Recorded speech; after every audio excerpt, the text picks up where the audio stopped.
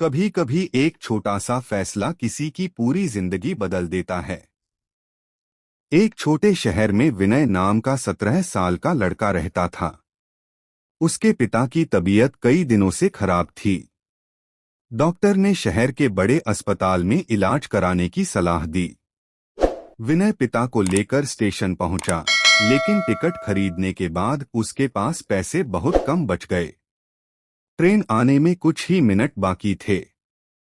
तभी उसकी नजर एक बुजुर्ग महिला पर पड़ी। वह स्टेशन की बेंच पर परेशान बैठी थीं और बार बार अपनी जेब टटोल रही थीं। विनय ने पूछा, दादी क्या हुआ?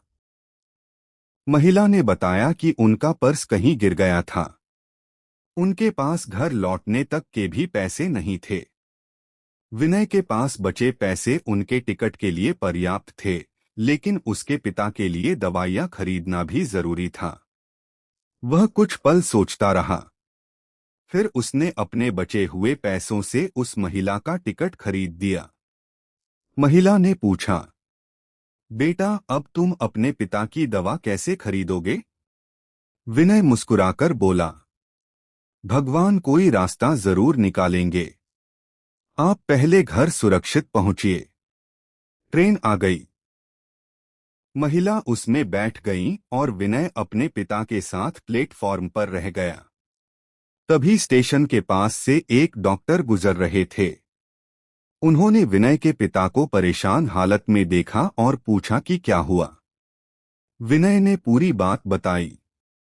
डॉक्टर ने कहा, आप मेरे साथ अस्पताल चलिए, मैं अभी इनका इलाज देखता हूं।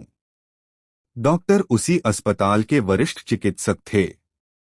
उन्होंने विनय के पिता का इलाज शुरू किया और कहा कि जरूरतमंद होने के कारण फीस की चिंता न करें। कुछ दिनों बाद उसके पिता की हालत बेहतर हो गई। कई महीनों बाद विनय को एक पत्र मिला।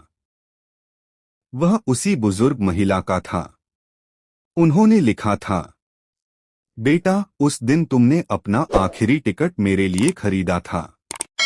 तुम्हारी मदद मैं कभी नहीं भूलूंगी।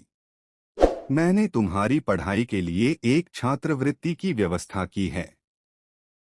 विनय की आंखों में खुशी के आंसू आ गए।